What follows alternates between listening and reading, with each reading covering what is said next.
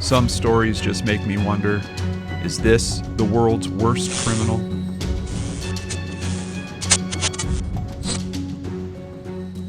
On October 10th, 2008, a 38-year-old man named Johnny Altinger supposedly sent a very strange email to some friends.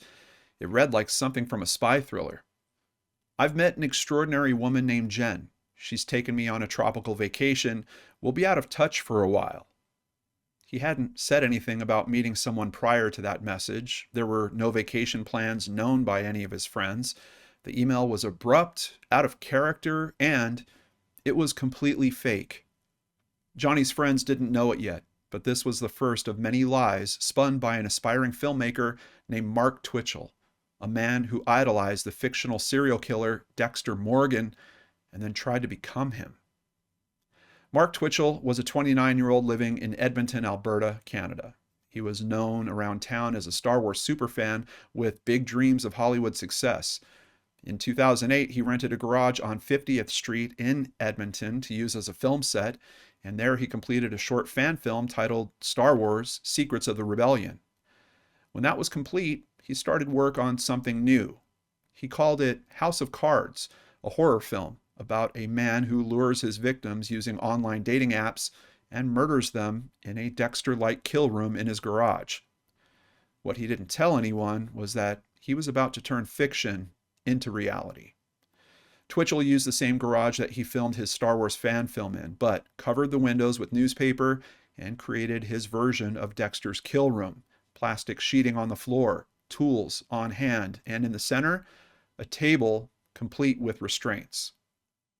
His plan started with setting up a fake profile on the dating website Plenty of Fish. Using the alias Sheena, Twitchell lured a man named Giles Terrault to the garage on October 3rd, 2008. Giles entered the building when a man in a hockey mask and dark clothing shocked him with a stun baton. Giles fought back and thankfully managed to escape and run down the alley. He never saw his attacker's face. He was shaken, traumatized, and embarrassed that he had risked his life like that. As a matter of fact, he didn't even tell police about the attack. Twitchell's first attempt had failed, but he wouldn't wait long to try again. 1 week later, Twitchell was in contact with someone new. This time, his victim was Johnny Altinger, a tech-savvy man who worked in quality control and enjoyed online dating. Johnny told friends that he was meeting someone named Jen. He followed emailed directions to the same garage where Giles had escaped just days earlier. That was the last time that anyone saw Johnny alive. Twitchell attacked him upon entry, struck him with a heavy pipe, and then stabbed him to death. Afterward, he dismembered the body and attempted to burn the remains in a barrel. When that failed, he dumped parts down a storm sewer. As if taking the innocent man's life wasn't enough, Twitchell then tried to erase the rest of Johnny's life. Using Johnny's email account, Twitchell sent messages to his friends and employer claiming that he had run off to Costa Rica with a new girlfriend. He even drove Johnny's car around town to make it look like he was still alive. But the ruse unraveled quickly. Johnny's coworkers grew suspicious. The emails didn't sound right, and no one could confirm if the messages were actually coming from Johnny. They would report him missing, but they wouldn't stop there. One even broke into Johnny's condo where they found his passport, dirty dishes, and no signs of Johnny preparing to travel away to Costa Rica with his new rich girlfriend. Police traced Johnny's last email to an IP address, and that IP address was linked to Mark Twitchell. The investigation quickly shifted focus. This wasn't looking like a typical missing persons case, and as they dug deeper, the full picture of Twitchell's twisted ambitions began to emerge. Police found Johnny's red Mazda parked near Twitchell's home. In the trunk, there was a blood-stained knife and a laptop with Johnny's email credentials saved in it. Then came the search of the garage. Investigators found the plastic sheeting, the blood-covered table, and cleaning supplies. Forensic testing on the blood would confirm it was indeed Johnny's. But what shocked investigators the most was a file that they recovered from Twitchell's own computer. It was titled SK Confessions. It's presumed that the SK stood for serial killer. The 42-page document read like a diary.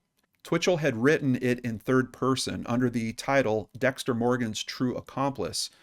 He detailed how the author lured a man to a garage, murdered him, and disposed of the body.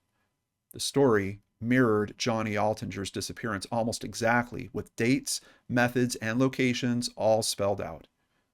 Twitchell would later claim that it was a work of fiction, but there were details in the document that only the killer could know, details that were never made public.